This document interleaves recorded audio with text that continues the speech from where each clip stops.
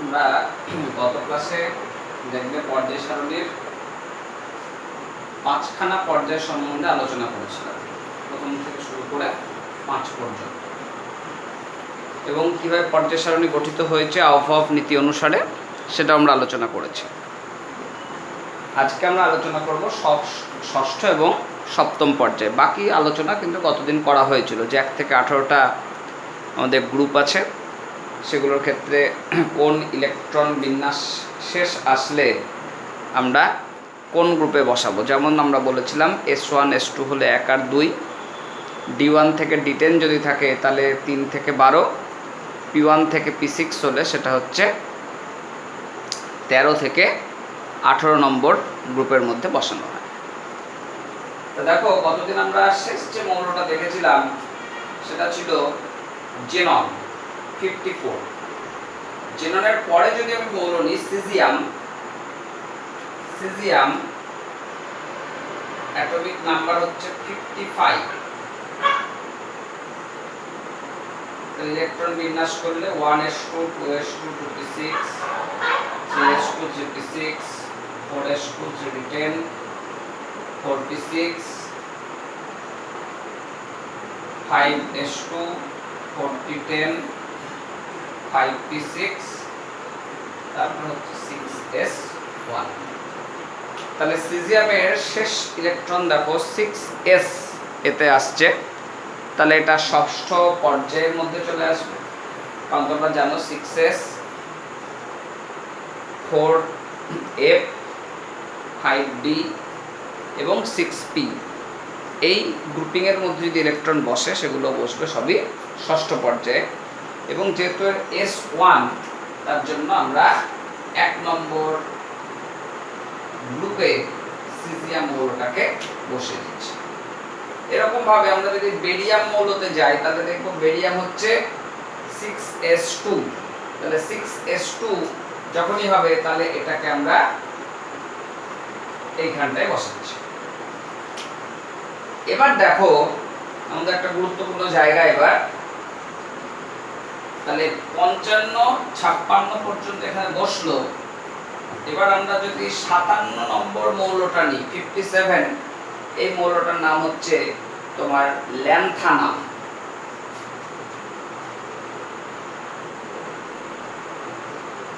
তাহলে তোমরা জানো 6s2 মানে হচ্ছে 56, 6s এর পরে শক্তি স্তর হচ্ছে তোমার 4f।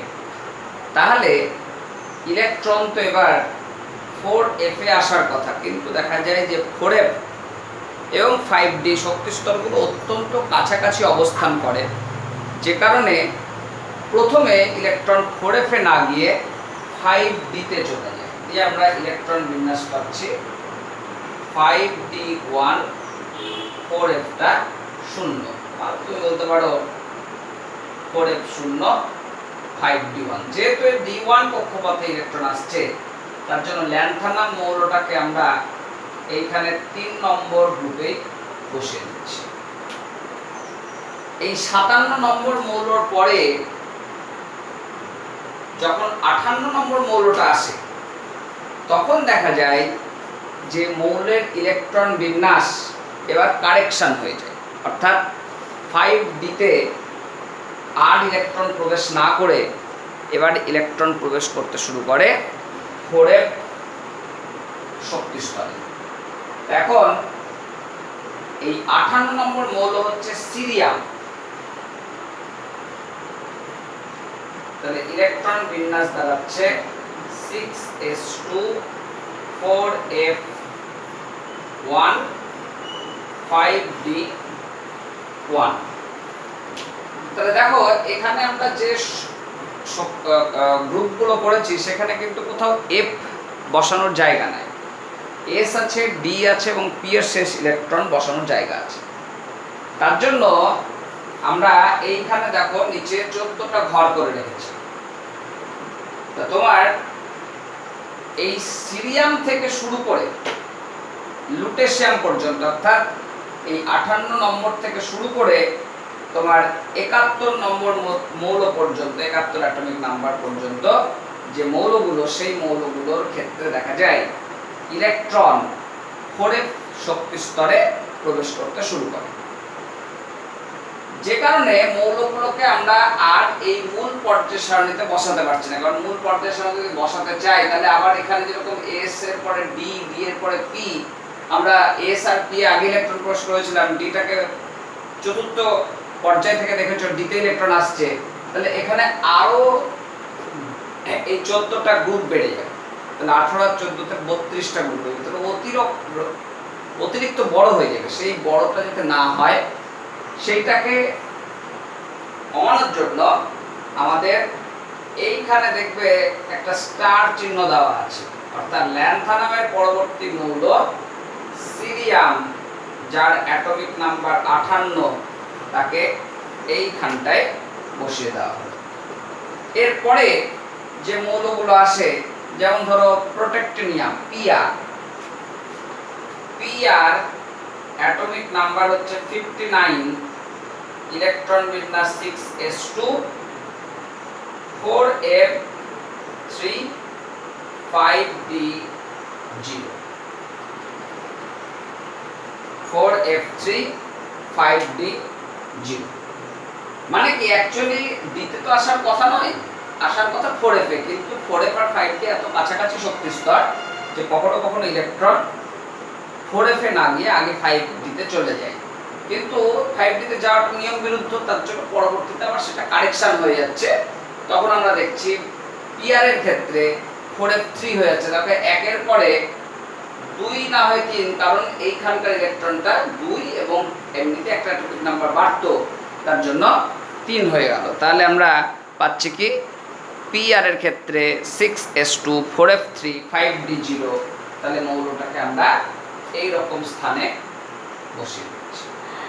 এরকম ভাবে ক্রমশ অ্যাটমিক নাম্বার বাড়বে, 67 থেকে মানে তোমার 58 থেকে 71 পর্যন্ত মৌলগুলো ক্রমশ অ্যাটমিক নাম্বার বাড়বে আর ইলেকট্রন 4f শক্তি স্তরে প্রবেশ করবে। তবে তোমরা বইয়ে লক্ষ্য করে দেখবে যে যে সমস্ত জায়গায় ইলেকট্রন প্রবেশের পরে দেখা যাচ্ছে 4f7 হয়ে গেল, 4f7, যেমন আমি বলি 4f7 আমরা দেখতে পাই জিডি মৌলটার ক্ষেত্রে আর ইইউ মৌলটার ক্ষেত্রে। ইইউ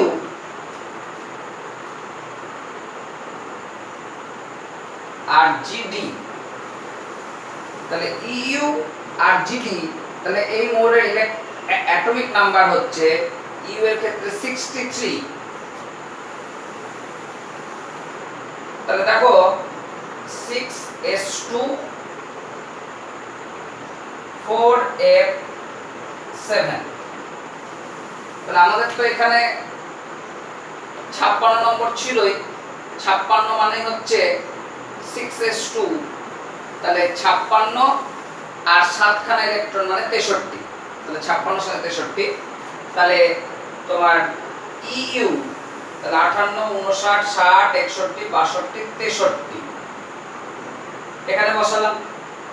জিডির ক্ষেত্রে হচ্ছে 64, তাহলে এখানে 5d0,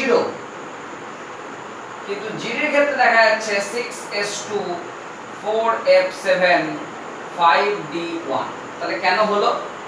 তার কারণ আমাদের এই 4f7 হলে সেটা কিন্তু হাফ ফিল্ডেড হয়ে যায়, অর্ধপূর্ণ কক্ষকগুলোর যেহেতু স্থায়িত্ব বেশি, তার জন্য আমরা দেখতে পাই জিডি মৌলটা ক্ষেত্রে ইলেকট্রন বিন্যাস 4f7 5d1। কিন্তু আমি আগেও বলেছি যে ইলেকট্রন বিন্যাস যাই আসুক না কেন, আমাদের মৌলকে যখন পর্যায় সারণীতে বসাবো তখন আমরা তার যেটা বাস্তবে হওয়া উচিত ছিল, হয়নি না হোক, কিন্তু যেটা হওয়া উচিত ছিল সেটা ধরেই কিন্তু আমরা মৌলকে অবস্থান করি।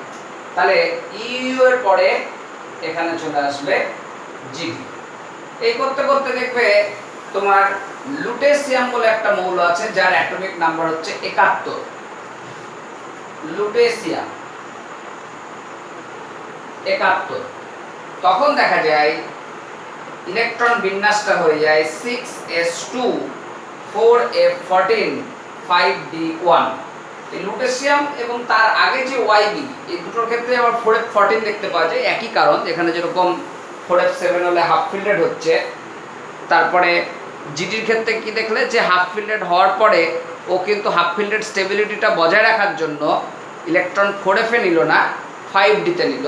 ঠিক সেরকমই আমরা দেখতে পাই যে লুটেশিয়াম মৌলের আগে YB যে মৌলটা আছে সেক্ষেত্রেও ইলেকট্রন বিন্যাসের ক্ষেত্রে 4f14 5d0 হয় YB-র ক্ষেত্রে, আর লুটেশিয়ামের ক্ষেত্রে 5d1 4f14 দেখতে পাওয়া যায়। অর্থাৎ এইখানে আমাদের বসছে লুটেশিয়াম আর তার আগে বসছে YB। এর ক্ষেত্রে আমরা YB এর ক্ষেত্রে দেখব কি বলছি, 4f14 5d0, কিন্তু 71 এর ক্ষেত্রে দেখা যাবে 4f14 5d1। তাহলে এইটা যেহেতু ফুলফিলড স্টেবিলিটি, তাহলে ফুলফিলড স্টেবিলিটি ব্রেক করতে চাইছে না, তখন ইলেকট্রন 5d-তে চলে যাচ্ছে। তাহলে এই যে আমরা লুটেশিয়াম পর্যন্ত, সিরিয়াম থেকে লুটেশিয়াম পর্যন্ত মৌলগুলো দেখলাম, অর্থাৎ 71 নম্বর মৌল পর্যন্ত। এর পরে যখন আবার অ্যাটমিক নাম্বার বাড়বে, অর্থাৎ 72 হবে হ্যাফনিয়াম, তখন দেখবে আবার ইলেকট্রন কোথায় বাড়তে শুরু করবে, 5d-তে।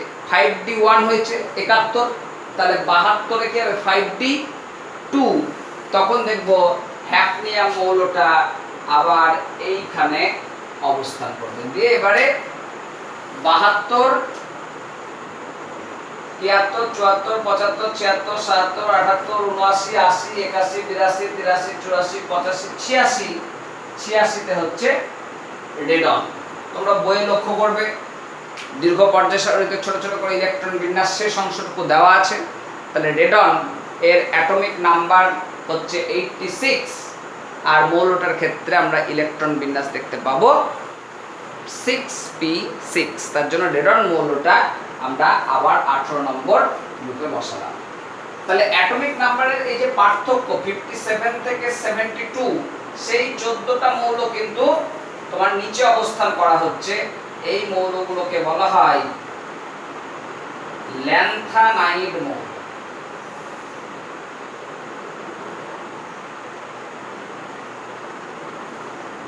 ল্যান্থানাইড মৌল, কারণ এগুলো প্রকৃতিতে খুব কম পরিমাণ উপস্থিত আছে, তার জন্য এদেরকে বলা হচ্ছে ল্যান্থানাম বা ল্যান্থানাইড মৌল। তাহলে ওই ল্যান্থানামের পরবর্তী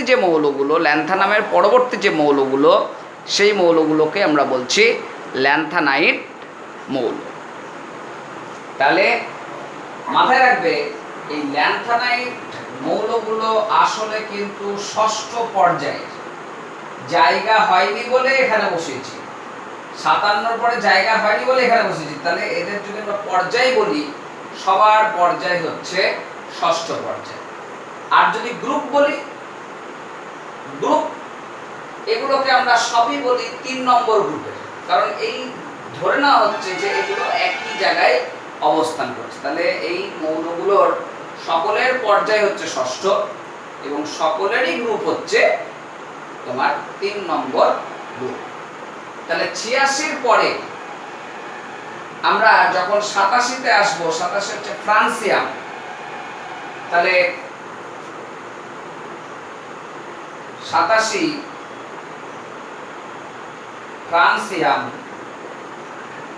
তাহলে আমরা কি দেখব, রেডন মানে হচ্ছে 6p6 অলরেডি হয়ে গিয়েছে, তাহলে আর একখানা ইলেকট্রন আসছে 7s এ। তাহলে 7s এ যখন মৌলটা প্রবেশ করছে, 7s 5f 6d 7p এই গ্রুপিং এর মধ্যে থাকলে তোমরা জানো সেই মৌলগুলোকে আমরা সপ্তম পর্যায়ের মধ্যে রাখবো।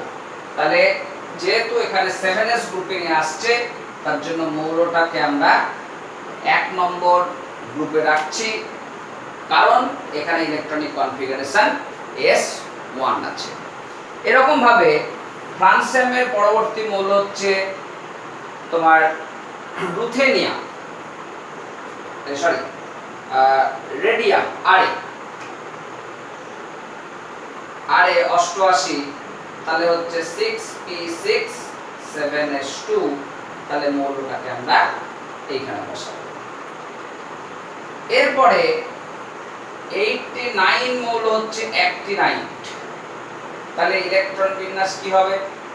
6p6 7s2 4f1 হওয়ার কথা, কিন্তু এক্ষেত্রেও ঠিক এর মতনই ব্যতিক্রম, ল্যান্থানের মতনই ব্যতিক্রম দেখতে পাওয়া যায়। এখানে ইলেকট্রন বিন্যাসটা হয়ে যায় 6d1 4f0, তার জন্য অ্যাক্টিনাইড মৌলটাকে আমরা এইখানে বসাচ্ছি। অ্যাক্টিনাইড হচ্ছে তোমার অ্যাটমিক নাম্বার 89। এবার অ্যাক্টিনাইডের পরবর্তী যে মৌল, অ্যাক্টিনাইড হয়ে গেল 89, এর পরবর্তী যে মৌল তোমার 90 থোরিয়াম,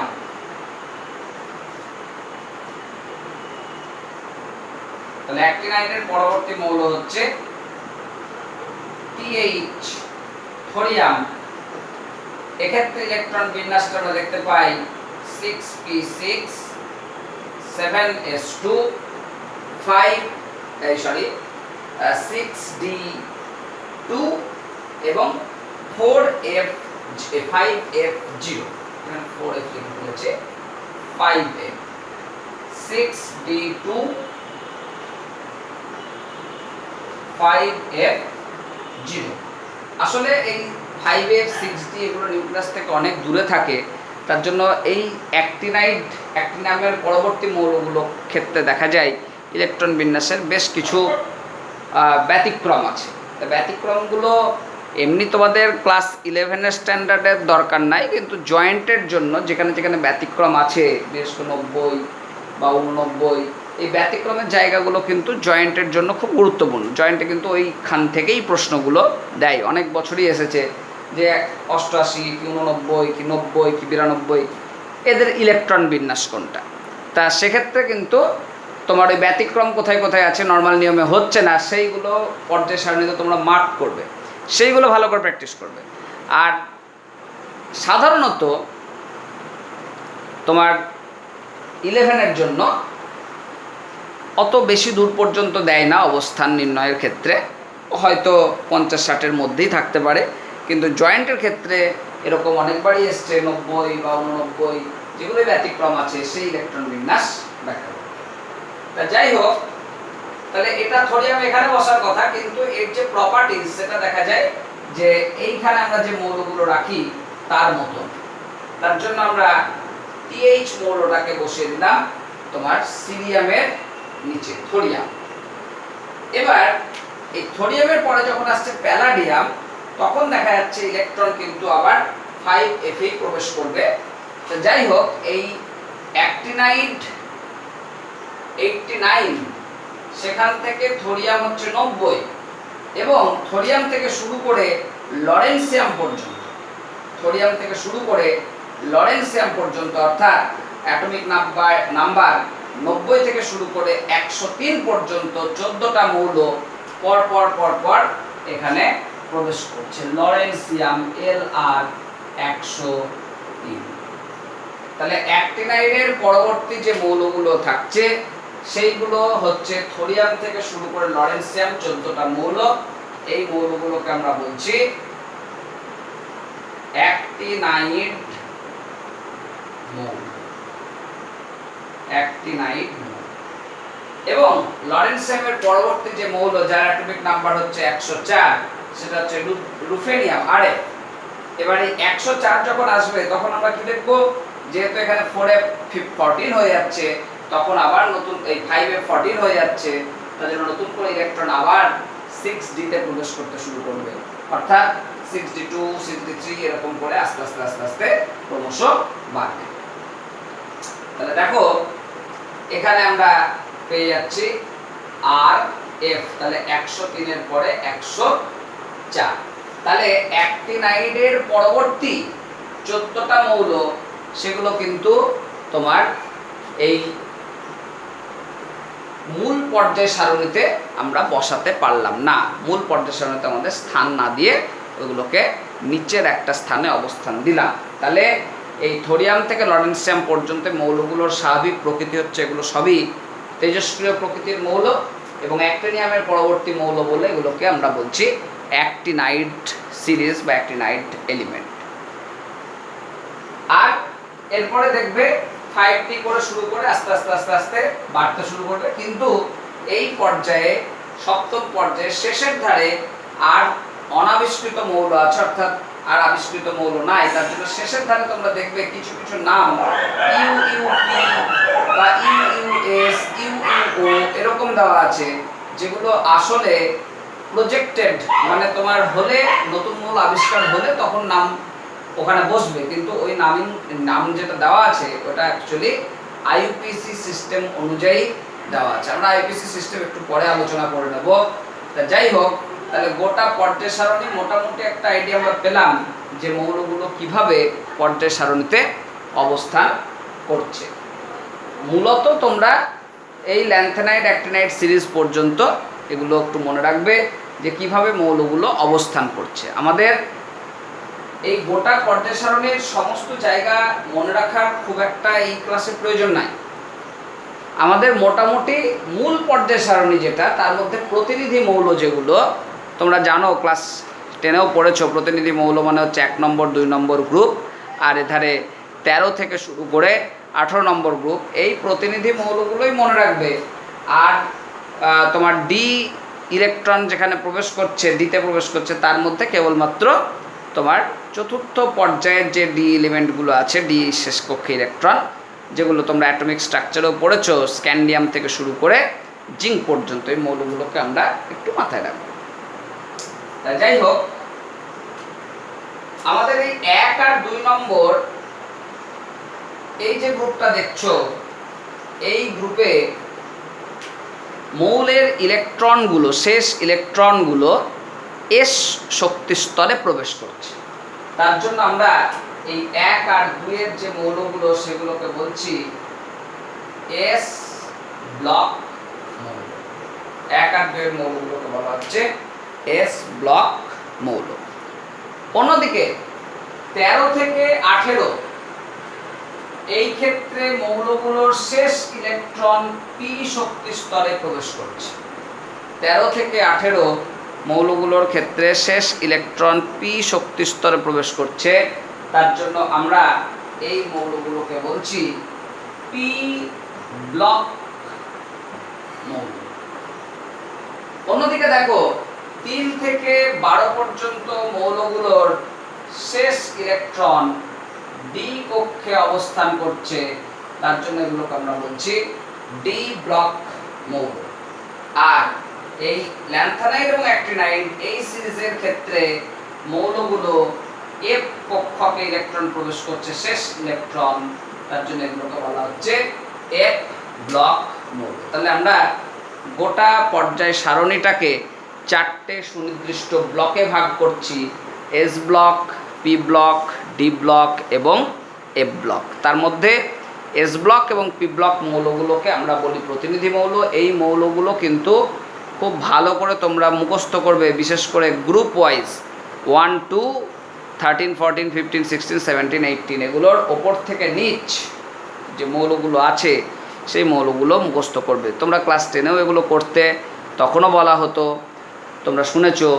আবার বলছি, এই মৌলগুলোই কিন্তু পরবর্তীতে আমাদের যে পিরিয়ডিক প্রপার্টিজ আছে, তোমরা ক্লাস 10এ কিছু পিরিয়ডিক প্রপার্টিজ পড়েছিলে, এখন আরও কিছু পিরিয়ডিক প্রপার্টি আছে। সেই পিরিয়ডিক প্রপার্টিগুলো পড়তে গেলে এই ব্লকের এস এবং পি ব্লকের সমস্ত মৌল, অর্থাৎ ওপর থেকে নিচে এবং পাশে পাশে প্রতিনিধি মৌলগুলো মুখস্থ করবে, যেটা তোমরা গত বছর মেন্ডেলিভের পর্যায় সারণী অনুসারে করেছিলে সেটা করলেও হবে, বা এখান থেকে করে নিয়ে পাশাপাশি বসিয়ে দিলেও হবে। আর ডি আর এফ ব্লকের মৌল সরাসরি মুখস্থ করার, পজিশন মুখস্থ করার দরকার নাই। শুধু মুখস্থ করলে চতুর্থ পর্যায়ে 30 পর্যন্ত, তোমরা জানো 21 থেকে 30 পর্যন্ত মৌলগুলো আমাদের এমনিতেই সিলেবাসে অন্তর্ভুক্ত আছে অ্যাটমিক স্ট্রাকচারে, এগুলো মুখস্থ। এবার আমরা চলে আসি এই মৌলগুলোর সাধারণ ইলেকট্রন বিন্যাস, এই ব্লকের মৌলগুলোর সাধারণ ইলেকট্রন বিন্যাস। তাহলে এস ব্লক মৌলের সাধারণ ইলেকট্রন বিন্যাস। দেখো এস ব্লকে যে মৌলগুলো প্রবেশ করছে তাদের ইলেকট্রন হয় S1 অথবা S2, তার জন্য এদের সাধারণ ইলেকট্রন বিন্যাস বলা হয় NS1 থেকে 2। তাহলে 1 এবং 2 নম্বর গ্রুপের মৌলগুলোকে আমরা এস ব্লক মৌল বলছি এবং এস ব্লক মৌলগুলোর শেষ কক্ষের ইলেকট্রন হয় S1 অথবা S2 তে প্রবেশ করছে, তার জন্য এগুলোকে বলছি সাধারণ ইলেকট্রন বিন্যাস NS1 to 2। এবার আসছি পি ব্লক মৌলের সাধারণ ইলেকট্রন বিন্যাস। তাহলে দেখো পি ব্লকে কি হয়েছে, P1 থেকে শুরু করে P6 হয়েছে, কিন্তু P1 থেকে শুরু করে P6 হওয়ার সময় আগে কি হচ্ছে, এসটা পূরণ হচ্ছে, তারপরে পিতে যাচ্ছে, যেমন 2s2 to P1, 2s2 to P2, 2s2 to P3, 3s2 3p1, 3s2 3p2, 3s2 3p3। তার জন্য আমাদের আগে ns পূর্ণ হলো, তাহলে ns2 এখানে সবসময় আগে দুটো ইলেকট্রন আসছে, তারপরে হচ্ছে np 1 থেকে 6, 1ও হতে পারে 6ও হতে পারে, তার জন্য এদের সাধারণ ইলেকট্রন বিন্যাস বলছি ns2 np 1 to 6।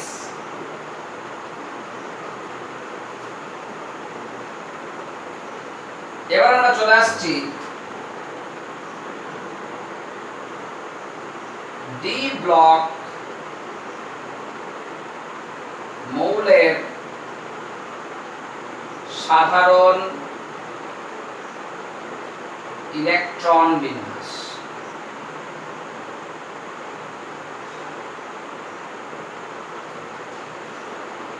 দেখো ডি ব্লক মৌলগুলোর ইলেকট্রন বিন্যাস কি হচ্ছে, D1 থেকে D10, অসুবিধা নেই, কিন্তু আগে কি হচ্ছে, এসটা তো পূরণ হচ্ছে, তারপরে ডিতে ঢুকছে। তাহলে ভেবে দেখো ইলেকট্রন বিন্যাস কেমন হচ্ছিল, 4s2 তারপরে হচ্ছে 3d1, তাহলে আগে 4s পূর্ণ হচ্ছে, তারপরে 3d তে আসছে। তাহলে 4s টাকে যদি আমি n বলি, তাহলে 3 টাকে কি বলবো, n-1।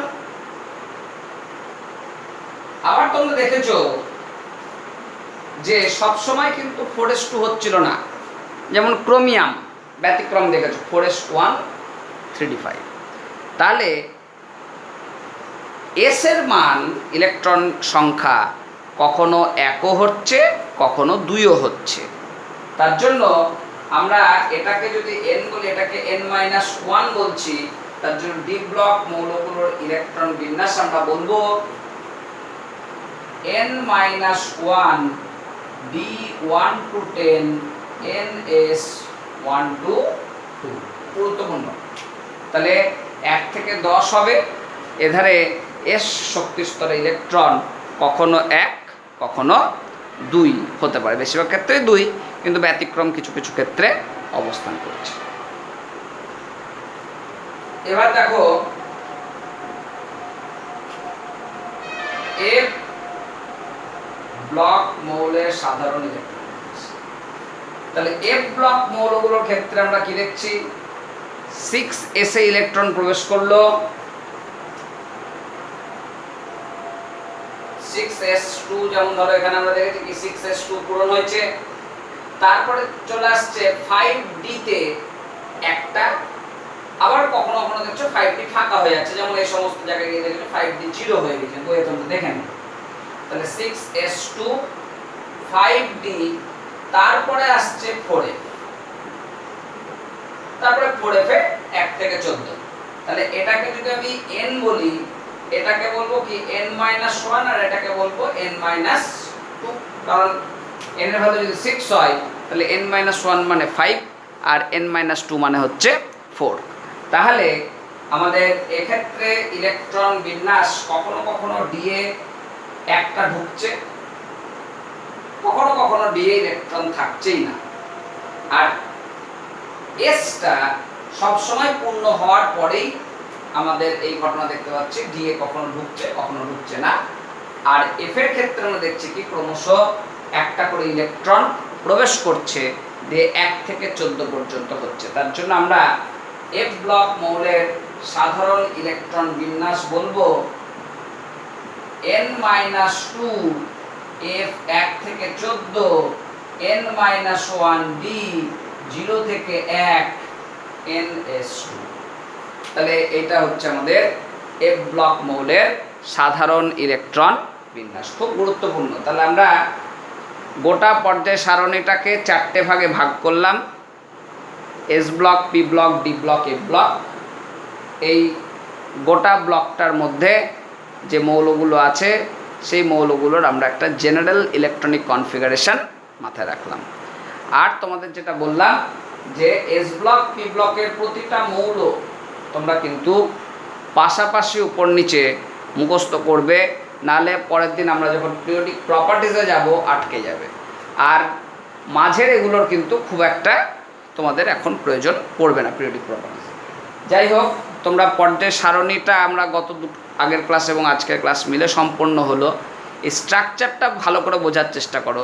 স্ট্রাকচার বুঝতে পারলে পিরিয়ডিক প্রপার্টিজ বোঝা কিন্তু খুবই সহজ, কিন্তু স্ট্রাকচার ভুল হলে পিরিয়ডিক প্রপার্টিজ বলা যাবে না, বুঝতে পারবে না। এর পরের ক্লাসে আমরা এই S block, P block, D block, F block মৌলগুলোর সাধারণ কিছু বৈশিষ্ট্য আমরা আলোচনা করব। তারপরে আমরা এদের পিরিয়ডিক প্রপার্টি বা পর্যায়গত যে ধর্মগুলো আছে সেইখানে যাব।